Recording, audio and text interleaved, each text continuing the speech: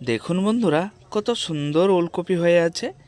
একটা একটা টবে আমি দুটো করে লাগিয়েছি, কিন্তু সাইজগুলো খুব একটা খারাপ হয়নি।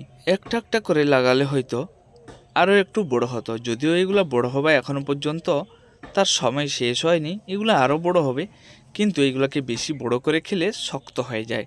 বন্ধুরা, এগুলো খুব সহজে গ্রো করা যেতে পারে। তো আসুন বন্ধুরা, কিভাবে গ্রো করা হয় সেটা জেনে নিই। নমস্কার বন্ধুরা, এডি গার্ডেনিং চ্যানেলে আপনাদেরকে সবাইকে স্বাগত জানাচ্ছি। আমি দেবাশিস।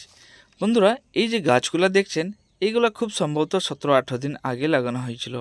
গাছগুলো খুব ছোট ছিল, কিন্তু লাগানোর পরে খুব তাড়াতাড়ি গ্রো হয়ে গেছে। এগুলো লাগানোর সময় তার আগের থেকে আমাদেরকে মাটি তৈরি করে রাখতে হবে। মাটি, পুরনো গোবর সার যদি ভালো করে মিক্স করে মাটিটাকে শুকিয়ে নেওয়া হয়, তাহলে গাছ লাগালে গাছগুলো তাড়াতাড়ি বড় হয়ে যায়।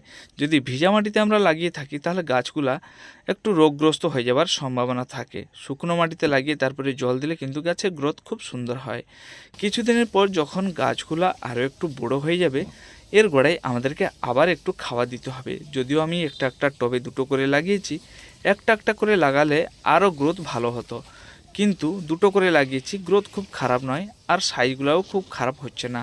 এখন তো দেখুন, এগুলা ছোট ছোট সাইজ আছে, আর কিছুদিন পরে এইগুলা হারভেস্ট করার মতন হয়ে যাবে। এবারে হারভেস্ট করার মতন হয়ে গেছে। দেখুন, এগুলো লাগানোর থেকে হারভেস্ট করার ভিতরে কাছাকাছি 45 দিন মতন সময় লেগে যায়।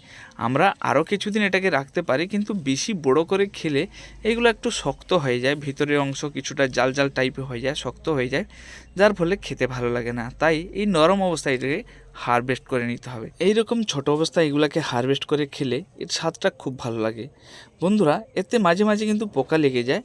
এই লেদা পোকাগুলোকে আপনি মারার জন্য আপনি কীটনাশক স্প্রে করতে পারেন, না হলে হাতে পোকাগুলোকে নিয়ে নষ্ট করে দিতে পারেন। যদি হাতে নিয়ে নষ্ট করতে চান, তাহলে আপনাদেরকে রাত্রিবেলা বা ভোরবেলায় গাছের কাছাকাছি আসতে হবে, তাহলে আপনি এই পোকাগুলোকে দেখতে পাবেন।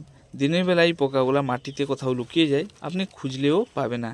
তাই রাত্রিবেলায় এসে যদি পোকাগুলোকে নষ্ট করে দেওয়া হয়, তাহলে আপনাকে আর কোনো রকম কীটনাশক স্প্রে করতে হবে না। বন্ধুরা, আজকে আমরা এই কোটা হারভেস্ট করে নিয়েছি।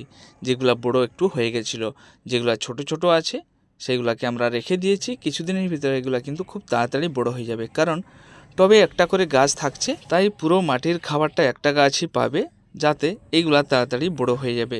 বন্ধুরা, এই ছিল আজকের এই ছোট ভিডিও। খুব সহজে এইগুলোকে গ্রো করা যেতে পারে।